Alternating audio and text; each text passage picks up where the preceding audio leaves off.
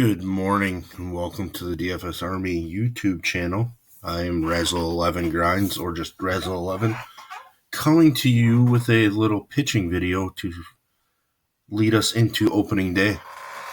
In this video, I am going to talk about a few pitchers that I am all about today, and then a few pitchers that I am going to be fading in my builds. So without further ado, let's just get started.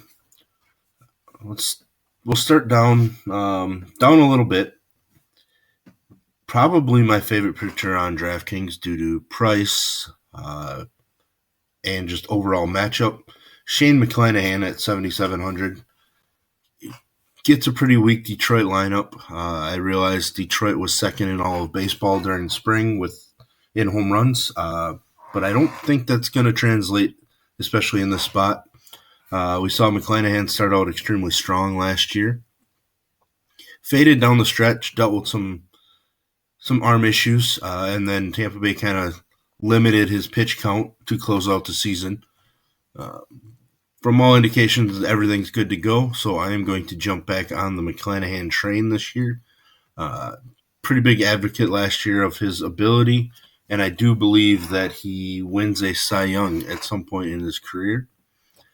So 7,700 for somebody that was over 10K for much of the 2022 season seems like a no-brainer to me.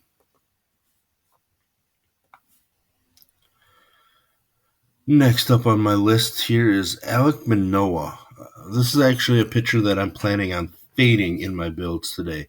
Not that I'm not a fan of Manoah overall. I know there's a ton of people in the betting markets that are all over him to win the AL Cy Young. I'm just not ready to anoint him as an elite number one guy on a day where we have a bunch of elite arms going. Some of the weather in St. Louis is trending towards being a more hitter-friendly environment today. And we know that St. Louis has a few, top 5 MVP-type performers within the lineup. So I'm just not going to be getting on the Manoah train. Even though at 7,900 we do get a decent discount compared to last year. As you'll see that a lot of the pitchers today do have that discount built in, which is really strange. Next, we will go to Max Fried. Probably going to be a little chalkier based on matchup, but that's okay. I absolutely love the matchup. Much stronger last year on the road. Didn't fare the greatest against Washington, but I think that this version of Washington is even weaker than last year's version. So Fried being the largest favorite on the slate makes a ton of sense. And at just 8,100, I can't complain. Getting about $2,400 in value based on his peak price last season. So let's attack Washington. I think we're going to say that quite a bit this year, to be honest. And next up on my list here is going to be Aaron Nola. Now, I think Nola could be in for a strong season. I do worry about how he wore down in the postseason last year. Now, I understand the opponents obviously were pretty strong, but we've seen over the years that pitchers that rack up all these innings going into October and November, they might take some time, or they might kind of take a step back the following season, as they didn't get the same amount of rest time that a lot of the starting pitchers did. So I just don't see the reason in paying $8,100 on the slate. I realize there is the discount, like I mentioned, but with much stronger options cheaper, I just don't think we need to go there on a guy that didn't necessarily look strong to close out the spring either. So add Nola to my fade list for today. My last guy that I am going to be jumping all over will be Corbin Burnes in this matchup.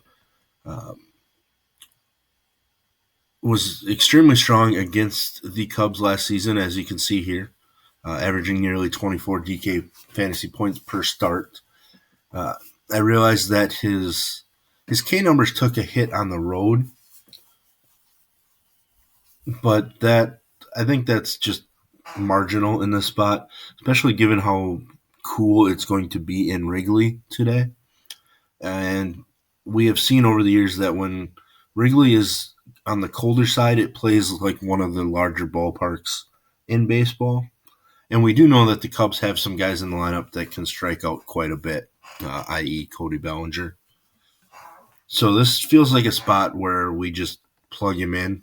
Uh, 8,800, nearly a 2K discount. So I want to take advantage of that.